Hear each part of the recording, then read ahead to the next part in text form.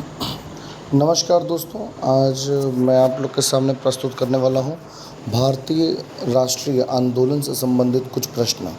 ये प्रश्न 50 हैं। इनको मैं 2 वीडियो में आपके साथ कवर करूँगा और मैं कोशिश करूँगा कि आप लोग के साथ इसके नोट्स भी शेयर कर सकूँ। अगर आप लोग को ज़रूरत होगी तो मुझे कमेंट ज़रूर करें। मेरा नाम है विशाल और मैं शुरू करता हूँ वीडियो। ठीक, तो पहला प्रश्न है, वंदे मातरम पहली बार किस अधिवेशन में गाया गया था? वंदे मातरम पहली बार किस अधिवेशन में गाया गया था? तो इसका उत्तर है 1896 में कलकत्ता अधिवेशन में गाया गया था। कब गाया था मेरे बच्चों? वंदे मातरम पहली बार किस अधिवेशन में गाया गया था? 1896 में कलकत्ता अधिवेशन में गाया गया था। तो कब गाया गया था मेरे प्यारे बच्चों? 1896 कलकत्ता अधिवेशन में। लखनऊ समझौता किनके बीच हुआ था? लखनऊ समझौता जो हुआ था वो किनके बीच हुआ था? लखनऊ समझौता हुआ था बाल गंगाधर तिलक और मोहम्मद अली जिन्ना के बीच में हुआ था। एक बात बच्चों आप लोग याद रखिए कि जब ऐसे प्रश्न बनते हैं तो आपको वन लाइनर ज़्यादा सुविधा देते हैं, जो आपके एग्ज़ाम में सटीक आंसर देने में आपकी मदद करते हैं। ठीक है, लखनऊ समझौता किनके बीच हुआ था? लखनऊ समझौता बाल गंगाधर तिलक और मोहम्मद अली जिन्ना के बीच हुआ था।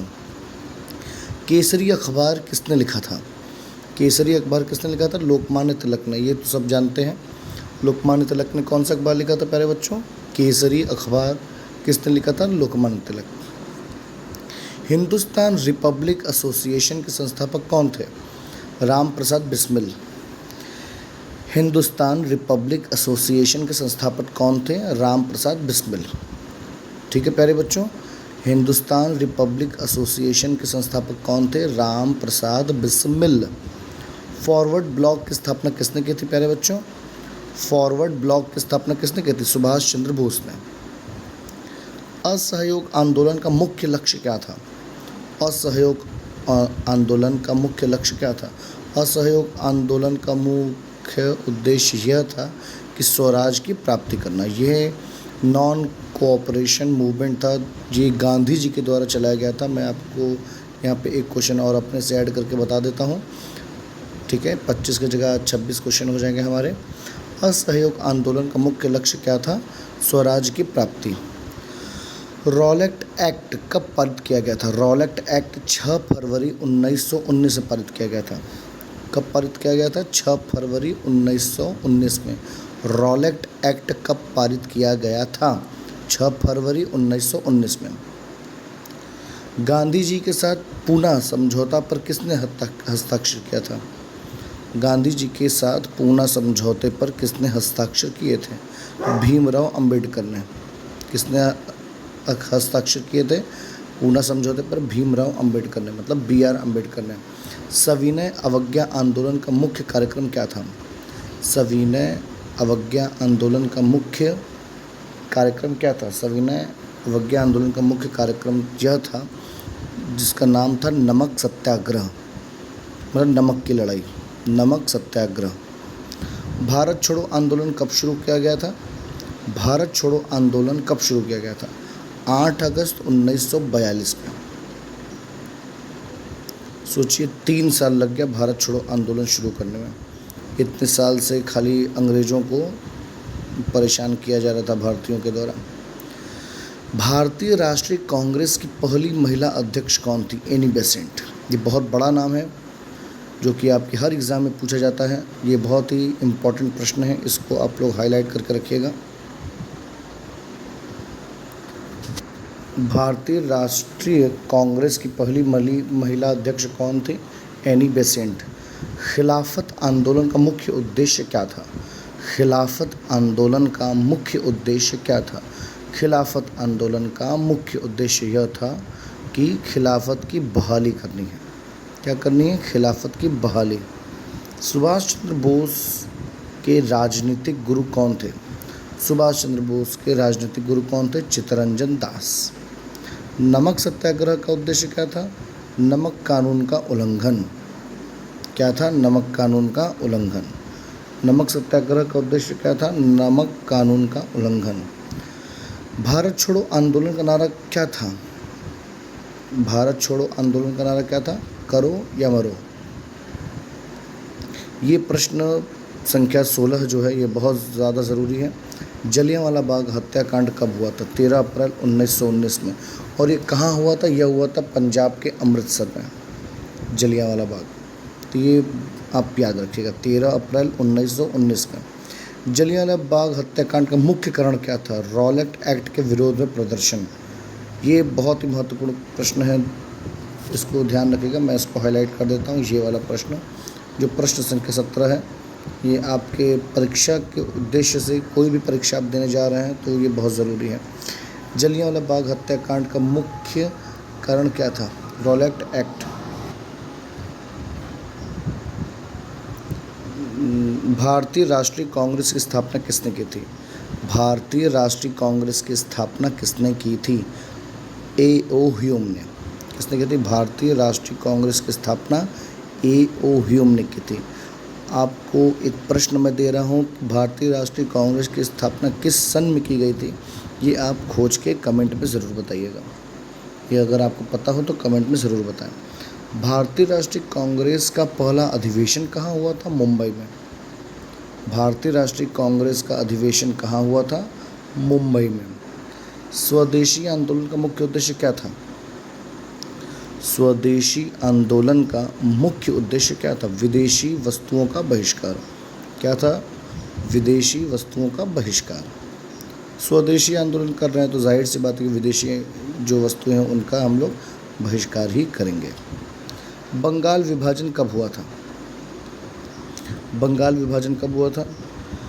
बंगाल विभाजन 1905 में हुआ था। जो हमारा वेस्ट बंगाल कहलाता है, ये हुआ था 1905 में। बंगाल विभाजन का मुख्य कारण क्या था? बंगाल विभाजन का मुख्य कारण क्या था? प्रशासनिक सुविधा के लिए यह बंगाल विभाजन हुआ था। स्वराज पार्टी की स्थापना किसने की? स्वराज पार्टी की स्थापना किसने की? स्वराज पार्टी की स्थापना चित्तरंजन दास और मोतीलाल नेहरू ने की। किसने की? चित्तरंजन दास और मोतीलाल नेहरू ने की। साइमन कमीशन का बहिष्कार क्यों किया गया था? साइमन कमीशन का बहिष्कार क्यों किया गया था? साइमन कमीशन का बहिष्कार, कमीशन में कोई भारतीय सदस्य नहीं था, अंग्रेज़ों ने खुद अपने आप से ये बना लिया था। भगत सिंह को फांसी कब दी गई थी? भगत सिंह को फांसी दी गई थी 23 मार्च 1931 में। तो उसी के 16 साल के बाद हमें आज़ादी मिली। अगर भगत सिंह शायद ज़िंदा होते तो हमें आज़ादी और पहले ही मिल जाती। नेताजी सुभाष चंद्र बोस ने आज़ाद हिंद फौज की स्थापना कहाँ की थी? नेताजी सुभाष चंद्र बोस ने आज़ाद हिंद फौज की स्थापना कहाँ की थी? ये स्थापना हुई थी सिंगापुर में। भारतीय राष्ट्रीय कांग्रेस का अधिवेशन जिसमें पूर्ण स्वराज का संकल्प पारित किया गया था, कहाँ हुआ था? लाहौर अधिवेशन में 1929 में। महात्मा गांधी ने किस आंदोलन के दौरान पहली बार भूख हड़ताल की थी? अहमदाबाद मिल मजदूर आंदोलन के खिलाफ, मीन्स जो भी आंदोलन था मिल के विरोध में, तो उन्होंने भूख हड़ताल की थी। रविंद्रनाथ टैगोर ने किस उपाधि को लौटा दिया था? नाइटहुड को लौटा दिया था उपाधि को रविंद्रनाथ टैगोर ने। भारतीय राष्ट्रीय आंदोलन के दौरान हिंदू अखबार का संपादक कौन था? मदन मोहन मालवीय, जो BHU के संस्थापक भी हैं। कौन थे भारतीय राष्ट्रीय आंदोलन के दौरान हिंदू अखबार का संपादक कौन था या कौन किया था? मदन मोहन मालवीय। आपसे उम्मीद है कि आप लोग अच्छे से तैयारी कर रहे होंगे और इस वीडियो को पूरा देखें। भारतीय स्वतंत्रता अधिनियम कब पारित किया गया था? भारतीय स्वतंत्रता अधिनियम कब पारित किया गया था? 1947 में। भारत की अस्थायी सरकार की स्थापना किसने की थी? भारत की अस्थायी सरकार की स्थापना किसने की थी? सुभाष चंद्र बोस ने। किसने की थी बच्चों? सुभाष चंद्र बोस ने। महात्मा गांधी की हत्या कब हुई थी? 30 जनवरी 1948। ये तो जनरल क्वेश्चन है, ये तो सबको पता है, लेकिन जब एग्ज़ाम में आ जाता है तो हम लोग सर ठोक के रह जाते हैं कि हमें नहीं पता। महात्मा गांधी की हत्या कब हुई थी? 30 जनवरी 1948 में। भारत के विभाजन के लिए कौन जिम्मेदार था? मुस्लिम लीग और ब्रिटिश सरकार। कौन कौन था? मुस्लिम लीग और ब्रिटिश सरकार। भारतीय राष्ट्रीय कांग्रेस का अंतिम सत्र कहाँ हुआ था? भारतीय राष्ट्रीय कांग्रेस का अंतिम सत्र कहाँ हुआ था? नई दिल्ली में। भारत की स्वतंत्रता के समय गवर्नर जनरल कौन था?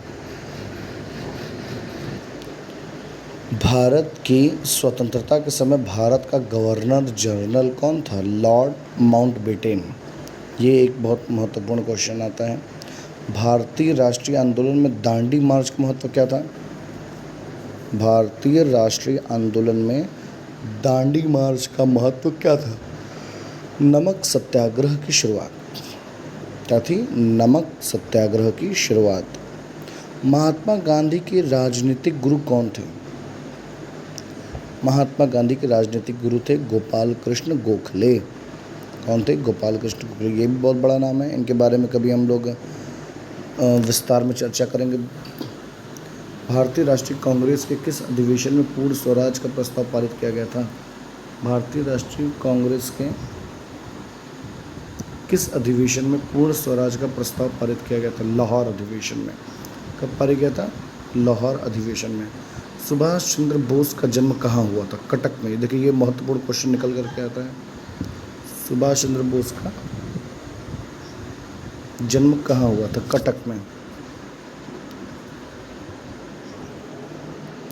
सुभाष चंद्र बोस का जन्म कहाँ हुआ था? कटक में। भारतीय स्वतंत्रता संग्राम में सरदार पटेल की भूमिका क्या थी? रियासतों का एकीकरण। रियासतों का एकीकरण। महात्मा गांधी के नमक सत्याग्रह का मुख्य उद्देश्य क्या था? नमक कानून का उल्लंघन। तो बच्चों कहाँ पे थे? भारतीय सुभाष चंद्र बोस का जन्म कहाँ हुआ था? कटक में। भारतीय स्वतंत्रता संग्राम में सरदार पटेल की क्या भूमिका थी?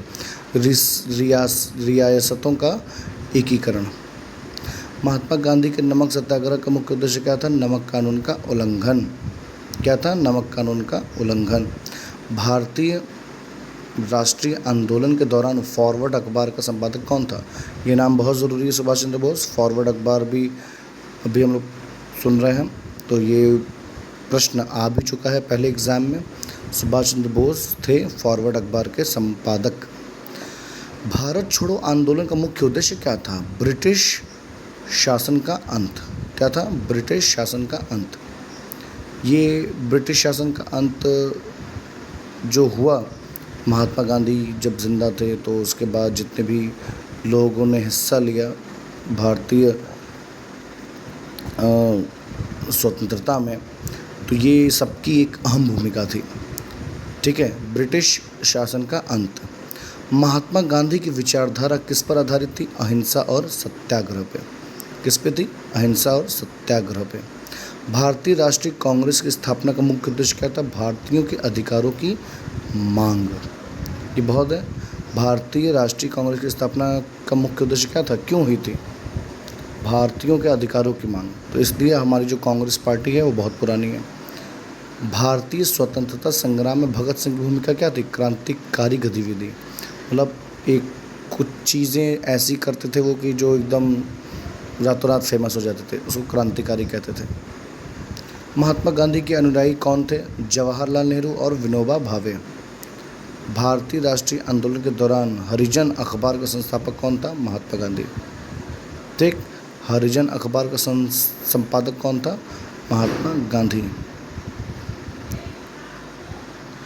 भारत की स्वतंत्रता के समय भारतीय राष्ट्रीय कांग्रेस का अध्यक्ष कौन था?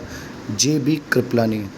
भारत की स्वतंत्रता के समय भारतीय राष्ट्रीय कांग्रेस का अध्यक्ष कौन था? जे.बी. कृपलानी। तो दोस्तों ये हमारे प्रश्नों का अंत होता है। ये सारे प्रश्न आप लोग कमेंट कीजिए तो मैं आप लोग को ये प्रोवाइड करा दूंगा डिस्क्रिप्शन बॉक्स में। और ये क्वेश्चन बहुत ज़रूरी हैं आपके एग्ज़ाम के लिहाज से, ये एग्ज़ाम अक्सर पूछे जाते हैं। दोस्तों प्यारे बच्चों, आपके आने वाले जो एग्ज़ाम हैं वो बहुत ही महत्वपूर्ण हैं, उनमें आने वाले प्रश्न भी बहुत महत्वपूर्ण हैं। चैनल को लाइक करिए, सब्सक्राइब करिए और अपने दोस्तों के साथ शेयर करिए। ये 50 प्रश्न में से कम आपके 5 से 10 प्रश्न ऐसे होंगे जो आपके आगामी आने वाले परीक्षा के लिए बहुत ज़्यादा महत्वपूर्ण है। कोशिश करिए आप मेरे चैनल से बने रहिए, चैनल को सब्सक्राइब करिए, लाइक करिए, शेयर करिए। Thank you. हम लोग मिलेंगे अगली वीडियो में 50 और प्रश्नों के साथ।